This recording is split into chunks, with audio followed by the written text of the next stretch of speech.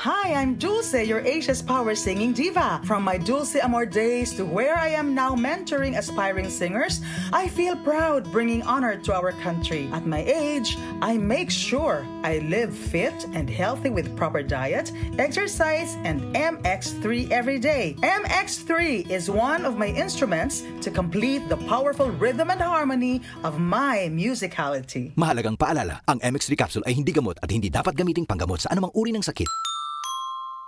Excellent health, excellent life. EXL Makabuhay Plus. Adi ka ba sa kape? Okay lang yan. Dahil ang EXL Coffee Mix 17-in-1 ay may pinagsama-samang sangkap ng native purple corn, mixed herbs at Arabica. Masustansyang sangkap at sarap na talaga namang babalik-balikan mo. EXL Coffee Mix 17-in-1. Nutrisyong sarap sa paborito mong kape. Ang EXL Coffee Mix 17-in-1 ay mabibili na sa mga drugstores at pharmacies, Lazada at Shopee. EXL Makabuhay Plus, health and wellness for God's glory. Excellent health, excellent life sa EXL Lamang Makabuhay.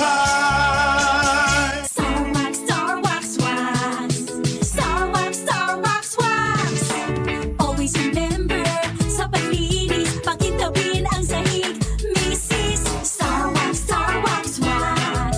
Kitang na to the max. Star Wax ang #1 floor wax. Dunay waterproof formula. Bisan yaman ng tubig, mabalik ka sinamang sa loob.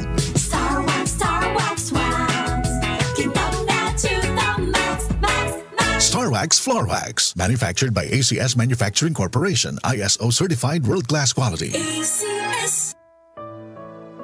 Pagbasa sa Aklat ng Kawikaan, Kabanata 12, talata 1-28, ang taong may unawa ay tumatanggap ng payo, ngunit ayaw mapaalalahanan ang matigas ang ulo. Si Yahweh ay nalulugod sa taong matuwid, ngunit sa masasama siya ay nagagalit. Ang makasalanan ay hindi mapapanatag, ngunit ang matuwid ay hindi matitinag. Ang mabuting babae ay karangalan ng asawa, ngunit kanser sa buto ang masamang asawa. Ang taong matuwid ay mabuting makiharap, ngunit ang masama ay bihira lang magtapat. Pumapatay ng lihim ang mga pangungusap ng masama, ngunit ang salita ng matuwid ay nagliligtas sa kapwa. Ang masama ay lubusang mapaparam at di na magbabalik, ngunit ang sambahayan ng matuwid mananatiling nakatindig. Ang taong matalino ay magkakamit ng karangalan, ngunit ang aanihin ng masama ay pagkutsa lang. Ang maralitang nagsisikap ay mabuting di hamak kaysa nagkukunwang mayaman, ngunit sa gutom nakasadlak. Kahit sa kanyang mga hayop ang matuwid ay mabait, ngunit ang masama kahit kanino ay sadyang mabagsik. Ang taong masipag ay sagana sa lahat, ngunit ang isang hangal sa yaman ay salat.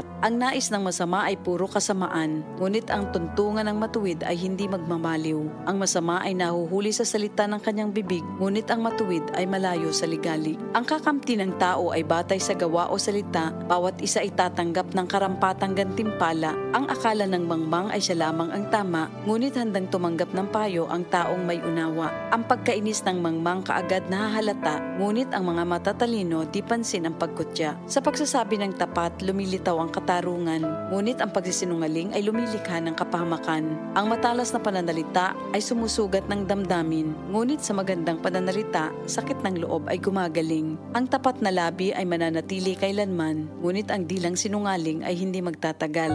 Ang nagbabalak ng masama ay mag-aani ng kapahamakan, ngunit ang nag-iisip ng mabuti magtatamo ng kagalakan. Ang kasamaang palad ay malayo sa matuwid, ngunit ang buhay ng masama ay puno ng ligalig. Namumuhi si Yahweh sa taong sinungaling, ngunit ang tapat ay ligaya niya at aliw.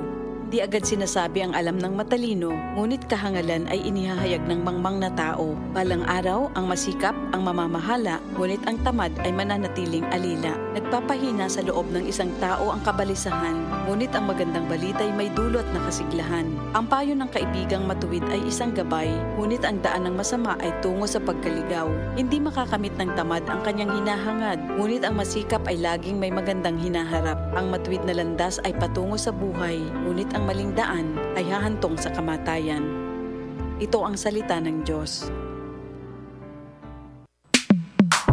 Sa panahon ngayon, kau ba'y sigurado? Kau ba'y protektado? Ang pamilya ay i-shield mo. Laban sa bakterya, I-shield mo. laban ng pati virus, I-shield mo. Shield Bath Soap. Patay ang 99.9% of bacteria and virus tested. Bilib ang mga eksperto sa Philippine Nurses Association. sa sakit protektado, I-shield mo. pamilya